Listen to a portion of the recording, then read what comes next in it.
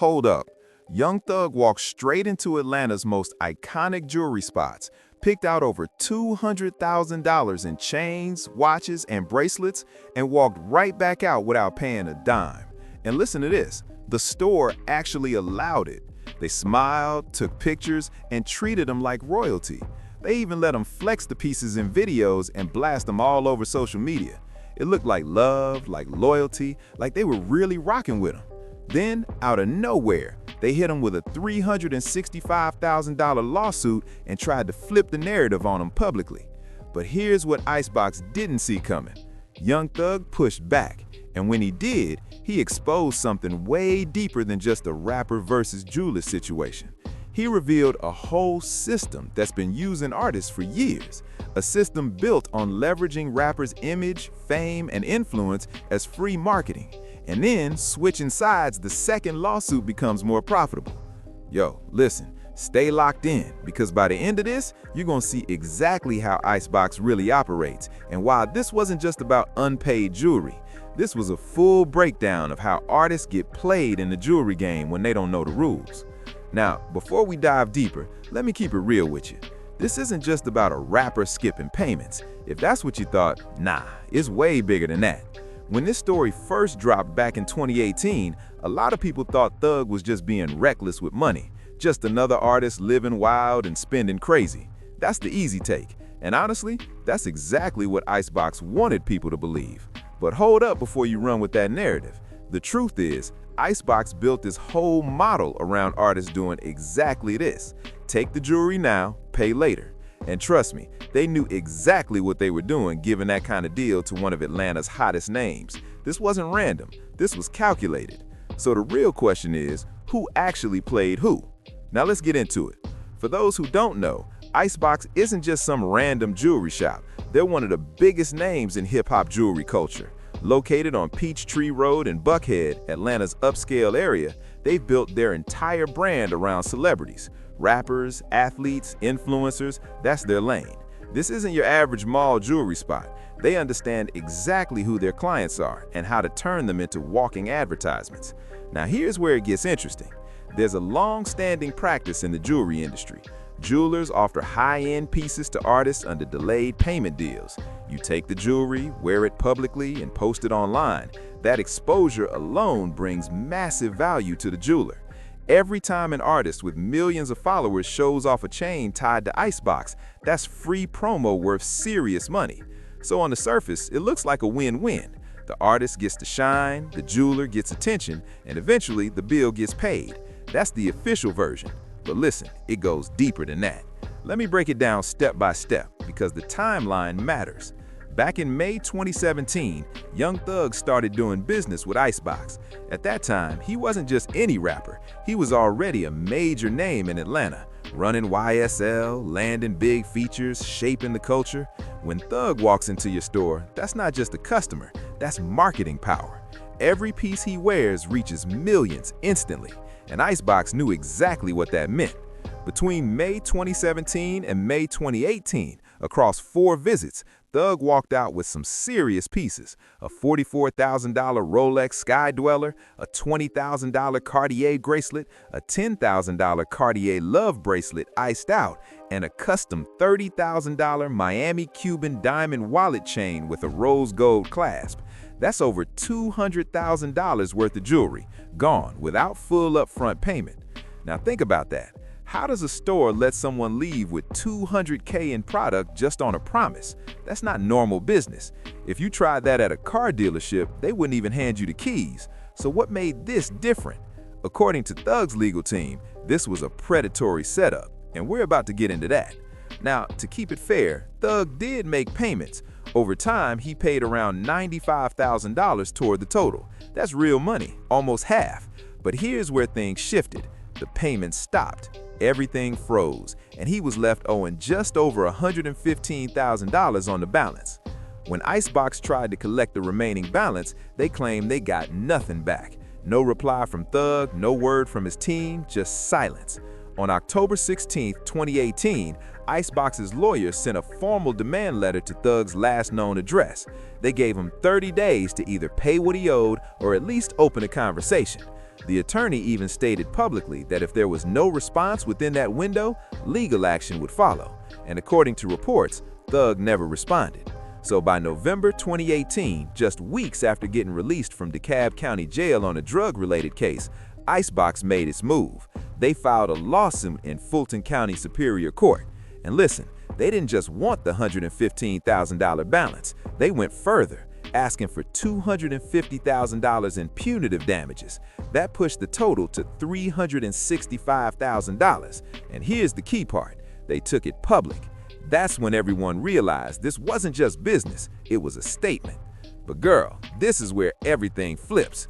Young Thug didn't just sit back and accept it. His legal team fired back with a counterclaim that completely changed the narrative. And what did they reveal? Way deeper than a simple unpaid bill. Thug's lawyers accused Icebox of running what they called a predatory system. Let me break that down so you really feel it. According to the filings, Icebox didn't just let Thug take jewelry, they actively pursued him. Over months, they kept encouraging him to take more pieces. They even pushed him to walk out with items without paying up front. They assured him the terms would be flexible and easy to work out later. In other words, Thug's side says Icebox set the whole thing up. They made it seem casual, low pressure, almost friendly. Once the balance stacked up, they switched the tone completely. Suddenly, it became strict deadlines, legal threats, and court filings. Now think about it. Why would a business move like that? Here's the real angle. If Young Thug is out in Atlanta wearing your jewelry for a year, posting it online, showing it in videos, being seen everywhere, that kind of exposure, you can't just buy it. No ad campaign matches a superstar wearing your product daily. So Thug's argument was simple but powerful. Icebox already got paid in exposure. They got months of top-tier promotion from one of the biggest names in hip-hop, and then, when it was time to settle the bill, they flipped it into a lawsuit worth more than the original debt. Because let's be real, a $365,000 lawsuit against Young Thug creates headlines on its own. That's marketing too. But it didn't stop there. Thug's team also pointed out that Icebox kept using his image and photos online, even after filing the lawsuit. And using someone's likeness to promote products without permission, that opens a whole new legal issue. Now listen, this isn't just about Thug and Icebox. This points to a bigger pattern in the jewelry game. And whether he meant to or not, Young Thug exposed it. For those who don't fully get how this works, let me explain it clearly. High-end jewelers trying to break into hip-hop face one big problem. The biggest artists don't need them. They got options everywhere. Every jeweler wants a client like Thug, Lil Baby, or Future. So to attract them, stores offer flexible deals. Take now, pay later, just wear it publicly. The real value is the visibility. But the problem starts when it's time to collect. Because here's the truth nobody says out loud.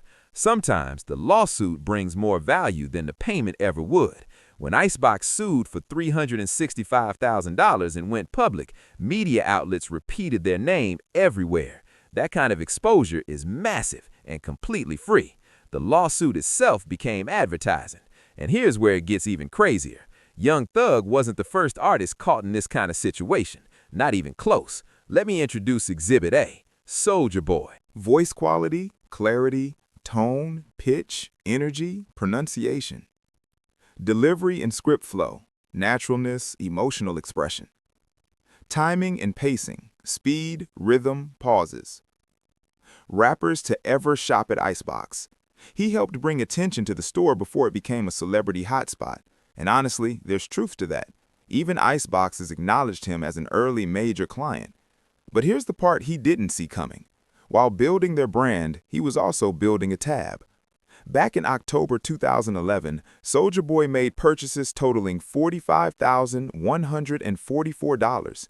Then he came back, bought more, and even requested repairs that added another $15,726 to the total.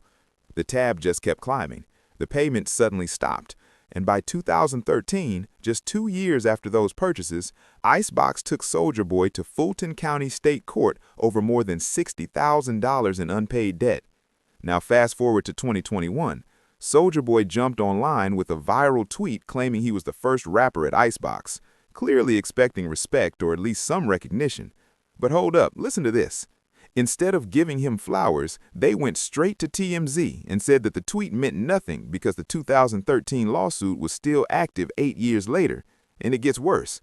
That original $60K had exploded to nearly $200K once interest and fees stacked up. A judge had already ruled in Icebox's favor. Their legal team was actively trying to garnish funds. And here's the wild part. When they checked his accounts, reports said there was less than $10,000 available. Let that sink in for a second. A rapper who says he helped build their name ends up owing $200K years later and can't even clear it? That right there is the real outcome of these take now, pay later deals when things go wrong. People in the streets have been whispering about this setup for years, but most artists just pay up and stay quiet because fighting a jeweler in civil court can damage their image. What makes Young Thug different is that he didn't stay silent. He challenged it and put the whole predatory practice claim on record. Soulja Boy took the loss quietly. Young Thug turned it into a bigger conversation. And real talk, both sides have points. From Icebox's perspective, Young Thug walked out with about $210,000 in jewelry. He paid less than half. The remaining balance sat unpaid for months. He didn't respond to their attempts to collect.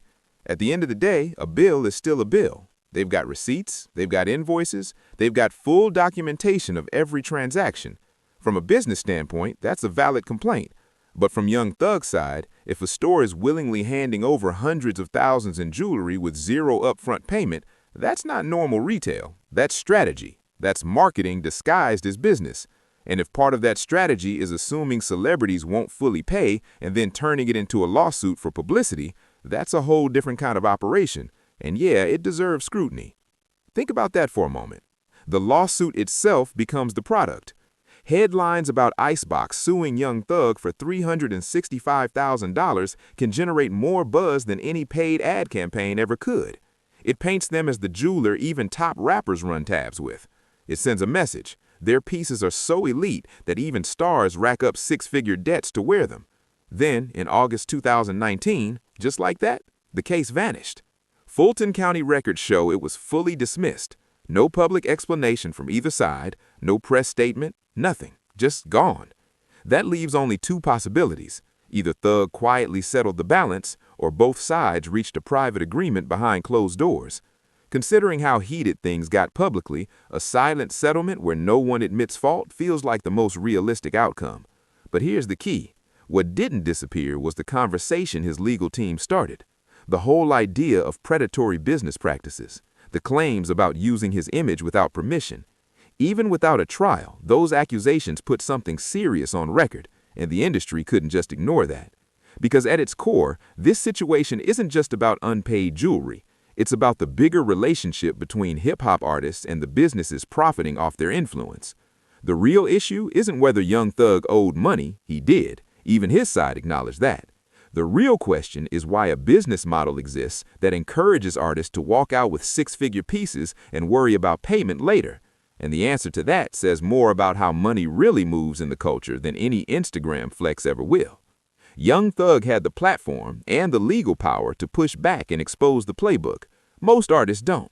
Most just settle quietly because the public fight costs more than the debt itself. That's why what he did matters. He named the system. He explained how it works. And he forced Icebox to defend their model in legal documents. That's the part every artist should pay attention to. Because if you've ever been told, take it now, we'll figure it out later, this story is for you. Now I gotta ask you, was Young Thug wrong for not paying? Or was this a setup designed to trap artists and profit off the fallout? Drop your opinion below. I want to hear both sides. And if you're trying to understand how the industry really moves behind the scenes, check the next video. Because trust me, this is just one example of how the game can finesse artists who aren't paying attention.